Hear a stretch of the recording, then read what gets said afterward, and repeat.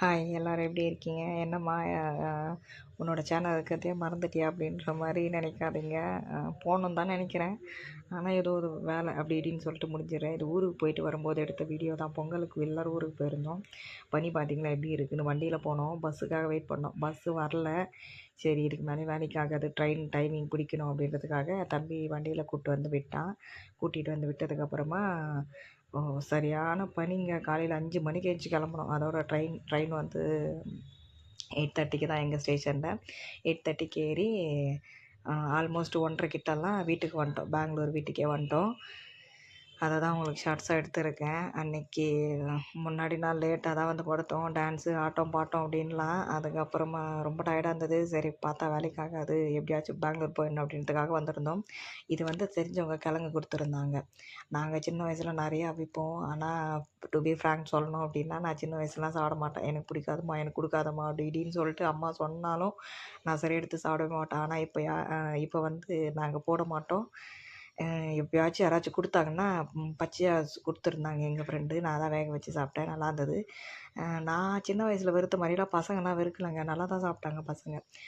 எனக்கு வேணும்மா வேணுமான்னு என்னன்னு தெரியல. நான் சாப்பிட்றதுனால அதை பார்த்து இன்ட்ரெஸ்ட்டாக சாப்பிட்றாங்களா என்னன்னு தெரியல. எனக்கு இப்போ இன்ட்ரெஸ்ட் அதிகமாக இருந்துச்சு. சரி சாப்பிட்ணும், உடம்புக்கு ரொம்ப நல்லது அப்படின்றதுனால இது இக்னோர் பண்ணக்கூடாது அப்படின்றதுக்காக நான் நல்லாவே சாப்பிட்றேன். என்னை பார்த்ததுனால அவங்க சாப்பிட்றாங்களா என்னமோ தெரியல. இந்த மாதிரி மேலே இருக்கிற தோல் அதோட லைட்டாக ஸ்கின் மாதிரி வரும். அதெல்லாம் பிடிச்சி எடுத்துருங்க. அதோட நடுவில் வரும் ஒரு மாதிரி மெல்லிசா. அது எந்த எந்த அளவுக்கு கொஞ்சம் கட் பண்ணால் கட் ஆகிற மாதிரி இருக்கும், அந்தளவுக்கு நான் சாப்பிடுவேன். அது நல்லாயிருக்கும். அதுதான் இலையிலேருந்து வர்றது தான். இது பார்த்தா தெரியும் உங்களுக்கு, இலை மாதிரியே இருக்கும். இதிலேருந்து முளைச்சி வர்றது தான். எவ்வளோ அழகாக இருக்குது பார்த்தீங்களா கிழங்கு. இதோட அருமை தெரியாமல் சின்ன வயசுலாம் சரியாக சாப்பிடாம இப்போ எங்கே தான் கிடைக்கும் அப்படின்ற மாதிரி பார்த்துட்ருக்கோம். ஆனால் கிடைக்கிறது ரொம்ப கஷ்டம். கிடைச்சா கண்டிப்பாக சாப்பிடுங்க. இதை வந்து இக்னோர் பண்ணாதீங்க. ரொம்ப நல்லது அப்படின்னு சொன்னாங்க. மாவு சத்துலாம் அதிகமாக இருக்கும் இதில் அப்படின்லாம் சொல்கிறாங்க. நம்ம சின்ன வயசுல இதெல்லாம் தெரியாமலே ஓரளவுக்கு சாப்பிட்ருக்கோம். ஆனால் இப்போ கொஞ்சம் இன்ட்ரெஸ்ட் அதிகமாக காட்டி முடிஞ்ச வரையும் சாப்பிடுங்க. இதோட இலை இருக்குது பார்த்தீங்களா, விரிஞ்சா விரியுது பாருங்கள். இங்கேருந்து தான் செடி முளைக்கும். நீங்கள் பனங்கிழங்கெல்லாம் நல்லா சாப்பிடுவீங்களா? என்ன ஏது அப்படின்னு மறக்காமல் கமெண்ட் பண்ணுங்கள்.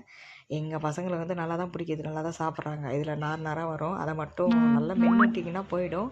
அந்த நாரை மட்டும் இது தனியாக வச்சுருங்க, அவ்வளோதான். வீடியோஸ்லாம் எப்படி இருக்குதுன்னு மறக்காமல் கமெண்ட் பண்ணுங்கள். வீடியோ பிடிச்சதா லைக் பண்ணுங்கள். மறக்காமல் நம்ம சேனலை சப்ஸ்கிரைப் பண்ணுங்கள். நீங்கள் ஊருக்கு போனீங்களா பொங்கலுக்கு அப்படின்னு மறக்காமல் கமெண்ட் பண்ணுங்கள். Thank you so much for your வாட்சிங்.